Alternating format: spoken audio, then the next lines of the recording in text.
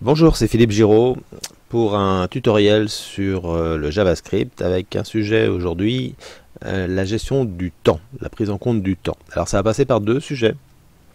Tout d'abord, on va voir qu'il y a des événements qui sont par nature temporels, c'est-à-dire liés au temps, qu'on va pouvoir programmer, donc des événements système. Et l'autre sujet, c'est de voir que le JavaScript peut nous ramener des informations de date au sens informatique du terme, c'est-à-dire depuis l'année jusqu'à la milliseconde. Et puis on va pouvoir faire des calculs là-dessus. Donc pour démarrer ces essais, donc je pars d'un fichier où pour l'instant il n'y a pas grand-chose. J'ai besoin de quoi? D'un bouton qui va me permettre de démarrer quelque chose. Je vais l'appeler Start. Je vais l'appeler BT Start. Et comme on a vu précédemment dans un autre tutoriel externalisation du code, on va respecter ce principe-là. Ça veut dire que je ne vais pas coder mon JavaScript dans le fichier HTML, mais dans un fichier JS que vous voyez ici, donc script type src égale étape7.js. Et donc le étape 7, pour l'instant quand il n'y a pas grand chose, je vais simplement changer ici le nom de l'identifiant de mon bouton pour avoir la fonction anonyme qui va me permettre de coder ici un message juste pour voir si ça fonctionne. Voilà, je retourne sur ma page de test, j'actualise. J'ai un bouton, je clique dessus, ça m'affiche un message. Voilà, mon code est externalisé. Alors ce qu'on veut faire ici, c'est tester donc ces fameux événements temporels. Alors il y en a deux, des événements temporels en JavaScript. Il y en a un qu'on va appeler un timer, qui va permettre de retarder l'exécution de quelque chose, d'un code JavaScript, c'est-à-dire on va dire dans un certain temps, le code doit s'exécuter. Donc cette durée, on va l'exprimer en millisecondes. Donc par exemple, dans 2000 millisecondes, je veux faire un message d'alerte. Et ça va donc se faire une seule fois. C'est ce qu'on appellera un timer, ça s'appellera le timeout au niveau du JavaScript. Et l'autre sujet sera la même chose, mais en récurrent. C'est-à-dire qu'on va le programmer pour que toutes les 2 secondes, par exemple, 2000 millisecondes, le message d'alerte s'affiche. Voilà ce qu'on va tester dans un premier temps. Ça s'appellera l'intervalle en JavaScript.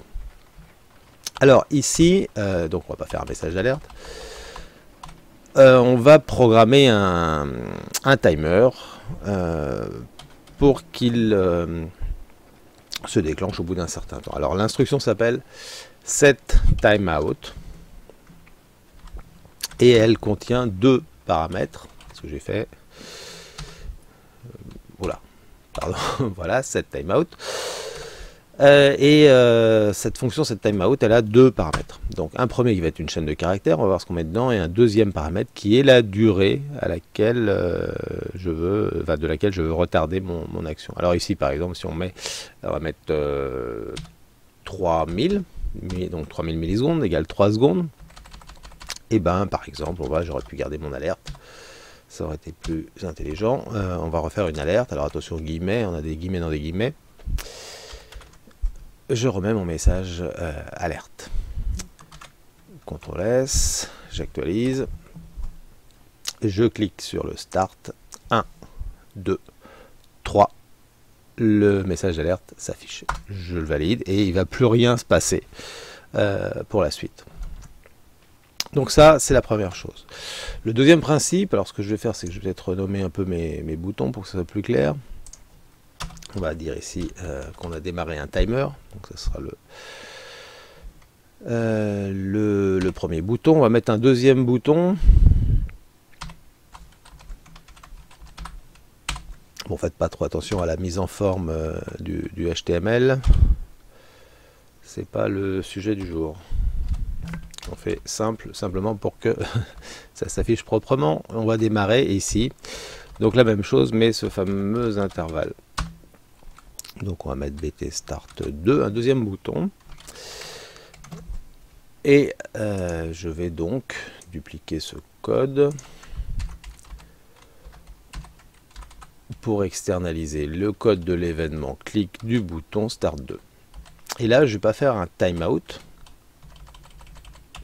Je vais faire un start intervalle avec les deux mêmes paramètres. Une chaîne JavaScript suivie d'une durée, donc toutes les 3 secondes, je vais raccourcir un petit peu, 2 secondes. Donc ici, le premier bouton, on suppose qu'il marche toujours, le deuxième, donc je clique dessus, 1, 2, le message s'affiche. Et là, la différence, c'est qu'alors on est sur un message d'alerte, c'est-à-dire un message modal, bloquant. Donc pendant ce temps-là, toute l'interprétation JavaScript s'arrête. Mais dès que je vais valider, le système va reprendre son exécution, c'est-à-dire qu'il va repartir dans l'intervalle. Il va recompter jusqu'à 2. 1, 2, 1, 2, et ainsi de suite.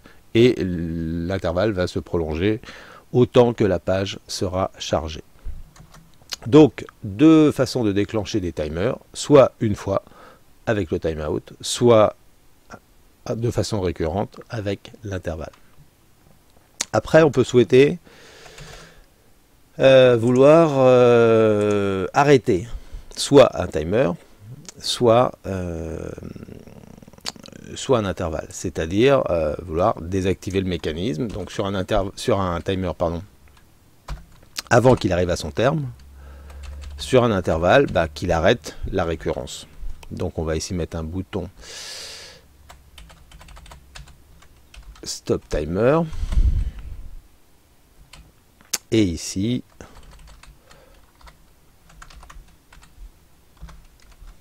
un bouton Stop Intervalle. Donc vous mettez Stop 2. Donc j'ai Start Stop et Start 2 Stop 2 pour les deux mécanismes. Et donc au niveau du JavaScript, je n'ai qu'à dupliquer ces codes là pour externaliser mes événements sur le stop et sur le stop 2. Et alors, qu'est-ce qu'on va faire? Évidemment, on va pas faire ça. Et là non plus. Voilà, alors, pour arrêter un timer, on va avoir une instruction qui s'appelle clear timeout. Donc clear timeout, on se doute bien que, alors c'est une fonction, pardon, des parenthèses, que éventuellement dans notre programme on pourrait avoir plusieurs timers de lancer. Et ici j'en ai qu'un, mais on peut imaginer une page avec un timer qui rafraîchirait l'heure, un timer qui animerait une bannière de pub, un troisième timer qui animerait un slider. Voilà ce qu'on peut imaginer. Donc 3 timers avec des durées éventuellement différentes. Quand on va vouloir arrêter un timer, il va falloir dire lequel on veut arrêter. On ne va pas arrêter tous les timers. Donc il va falloir pour ça récupérer un identifiant du timer. Alors la fonction setTimeout, elle a l'avantage de pouvoir nous retourner un identifiant. Alors je vais l'appeler timer.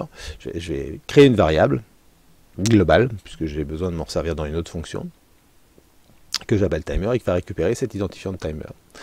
Et donc quand je vais faire un clear timeout, je vais simplement lui dire je vais arrêter le timer dont l'identifiant est stocké dans la variable timer. Et je suppose que vous devinez que ça va être la même chose pour l'intervalle. On peut lancer plusieurs intervalles simultanés. On va récupérer l'identifiant de l'intervalle et ça va nous permettre de faire un clear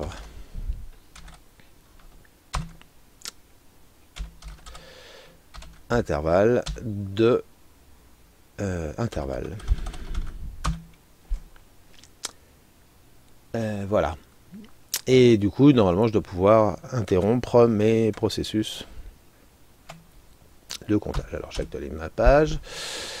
J'ai un start. Si je fais rien, 1, 2, 3, j'ai un message qui s'affiche. Et c'est tout. Si je recommence, start 1, 2, je clique sur stop. Le système est arrivé à 3 et rien ne s'est affiché. Pareil pour l'intervalle, je lance l'intervalle 1, 2, message, 1, 2, message, 1, 2, je clique, j'ai cliqué avant le 2, il n'est donc pas arrivé au bout du comptage, et du coup la récurrence ne se fait plus. Voilà, donc vous avez ici donc l'exemple de code de ces deux mécanismes bien spécifiques qui vont nous permettre après de faire plein de choses. dans l'animation des pages dès qu'on va vouloir mener des actions indépendamment du comportement de l'internaute, c'est-à-dire l'internaute il n'agit pas, c'est le temps qui agit en s'écoulant, et en arrivant à certaines échéances, le système va pouvoir déclencher des traitements JavaScript. Alors juste pour terminer cet exemple, et pour préparer la suite, il y aura un autre tuto pour après voir ce que l'on peut faire avec. Souvent la façon de coder ici, il faut comprendre que ici c'est une chaîne de caractères qui contient du JavaScript. Et donc on peut mettre plusieurs instructions à la suite les unes des autres, séparées par des points-virgules. On pourrait aussi créer une fonction anonyme ici, mettre une fonction dans une fonction. Bon, tout le monde n'est pas partisan de cette écriture-là. Je vais vous faire voir une autre façon assez simple de faire. Ici, en lui disant tout simplement d'appeler une fonction, et après il ne reste plus qu'à définir la fonction quelque part. Function, ma fonction, parenthèse, accolade, et ici on fait ce qu'on a à faire. Si on veut faire un message d'alerte, on le fait, mais si on veut mettre plusieurs instructions, on est dans une écriture très classique de fonction. Donc ici, le timeout, quand il arrive à son terme, déclenche une fonction qui est définie soit dans le même fichier JavaScript, soit dans un autre, et du moment que c'est chargé en mémoire, que la fonction existe dans la mémoire, normalement ça devrait pas mal se passer.